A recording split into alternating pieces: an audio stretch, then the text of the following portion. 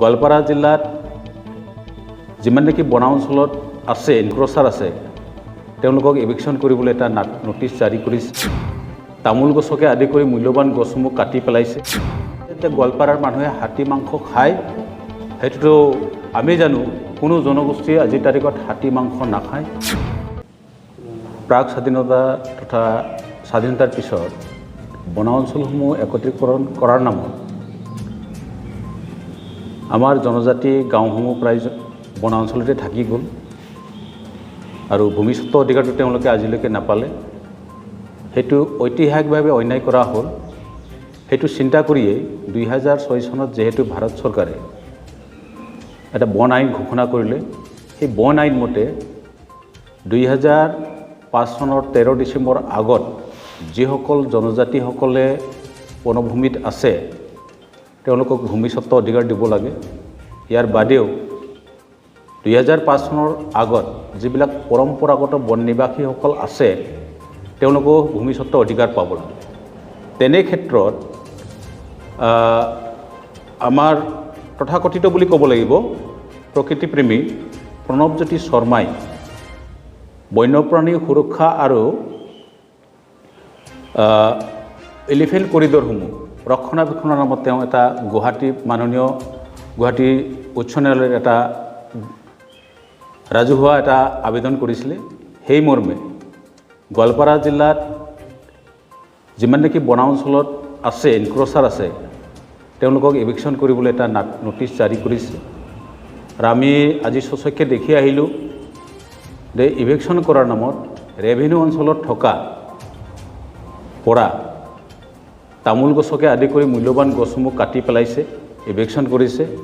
সেইটো আমি সংযুক্ত বড়ো গণমঞ্চৰ ফালৰ পৰা গৰিহণা দিছোঁ। আৰু আমি গম পোৱাত তেখেতৰ যিটো আবেদন সেই আবেদনত উল্লেখ আছে যে গোৱালপাৰাত যথেষ্ট সংখ্যক হাতী দাঁতৰ ব্যৱসায় চলে আৰু তেওঁ এটা উল্লেখ কৰিছে যে গোৱালপাৰাৰ মানুহে হাতী মাংস খায়। সেইটোতো আমি জানো, কোনো জনগোষ্ঠীয়ে আজিৰ তাৰিখত হাতী মাংস নাখায়। আৰু আমি তদন্ত কৰি গম পাইছোঁ, খবৰ লৈ গম পাইছোঁ ইয়াত কোনো হাতী দাঁতৰ বেপাৰো নচলে। গতিকে তেওঁ এটা ভুল এটা ব্যাখ্যা দিছে। আৰু ফৰেষ্ট ডিপাৰ্টমেণ্টে ইয়াত ইভিকশ্যন কৰাৰ নামত যিটো ডিঅ'ফ' আছে তেওঁ ৰবৰ বাগানসমূহ ধ্বংস কৰিবৰ কাৰণে অৰ্ডাৰ দিছে, হুকুম এটা দিছে।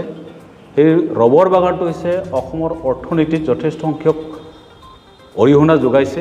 সেই ৰবৰ গছসমূহ যদি ধ্বংস কৰা হয় যথেষ্ট সংখ্যক আমাৰ অৰ্থনৈতিকভাৱে ভাগি পৰিব।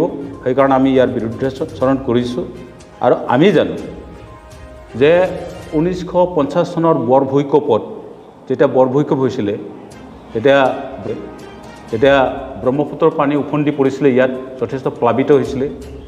এই বান বিধ্বস্ত খাব নোপোৱা মানুহবিলাকক সংস্থাপিত কৰিবৰ কাৰণে গোৱালপাৰা এডমিনিষ্ট্ৰেটিভ প্ৰশাসনে এই মানুহসকলক এই ব্যক্তিসকলক ফৰেষ্ট ৰিজাৰ্ভত থাকিবৰ কাৰণে ঠাই দিছিলে প্ৰশাসনে।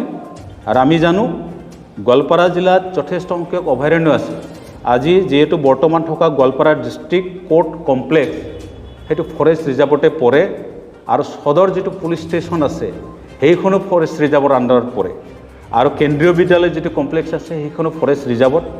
আৰু এডিশ্যনেল যিটো আৱাস ভৱন আছে সেইটো, চিলড্ৰেন পাৰ্ক আদি কৰি যথেষ্ট সংখ্যক গোৱালপাৰা টাউনৰ যিবিলাক বিল্ডিং আছে সকলোবিলাক প্ৰায় বনা অঞ্চলতে পৰে।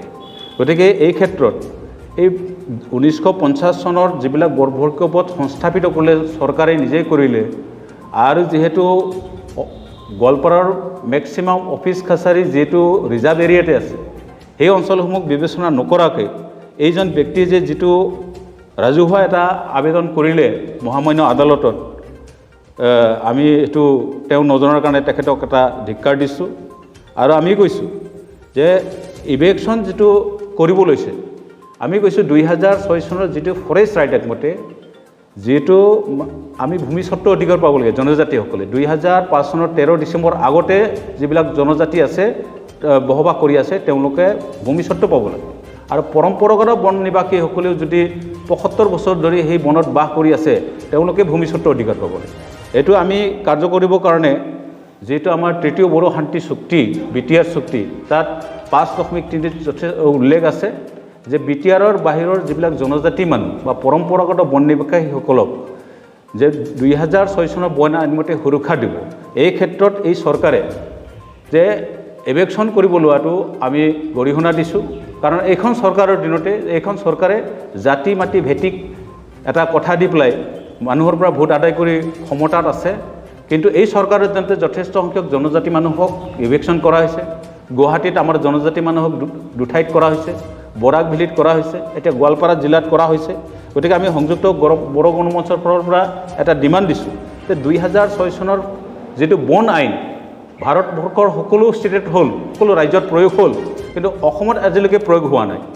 গতিকে 2006 চনৰ ফৰেষ্ট ৰাইট এক্টটো অসমত কাৰ্যকৰী নোহোৱালৈকে যাতে কোনো জনজাতি মানুহক এভেকশ্যন নকৰে, যদি কৰে ইয়াৰ বাবে আমি তীব্ৰতৰ গণতান্ত্ৰিক আন্দোলনৰ এটা কাৰ্যসূচী ল'ম। আজি সেই ক্ষেত্ৰত আমি বিভিন্ন জেগাত মিটিং মাটাঙো কৰিছোঁ গোৱালপাৰা অঞ্চলত, আইনমতে সুৰক্ষা দিব।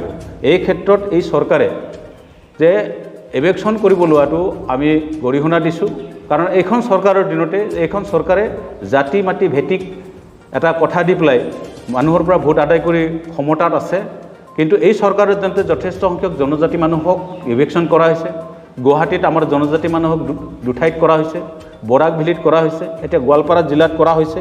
গতিকে আমি সংযুক্ত বড়ো গণমঞ্চৰ পৰা এটা ডিমাণ্ড দিছোঁ যে 2006 চনৰ যিটো বন আইন ভাৰতবৰ্ষৰ সকলো ষ্টেটত হ'ল, সকলো ৰাজ্যত প্ৰয়োগ হ'ল, কিন্তু অসমত আজিলৈকে প্ৰয়োগ হোৱা নাই। গতিকে 2006 চনৰ ফৰেষ্ট ৰাইট এক্টটো অসমত কাৰ্যকৰী নোহোৱালৈকে যাতে কোনো জনজাতি মানুহক এভেকশ্যন নকৰে, যদি কৰে ইয়াৰ বাবে আমি তীব্ৰতৰ গণতান্ত্ৰিক আন্দোলনৰ এটা কাৰ্যসূচী ল'ম। আজি সেই ক্ষেত্ৰত আমি বিভিন্ন জেগাত মিটিং মাটাঙো কৰিছোঁ গোৱালপাৰা অঞ্চলত।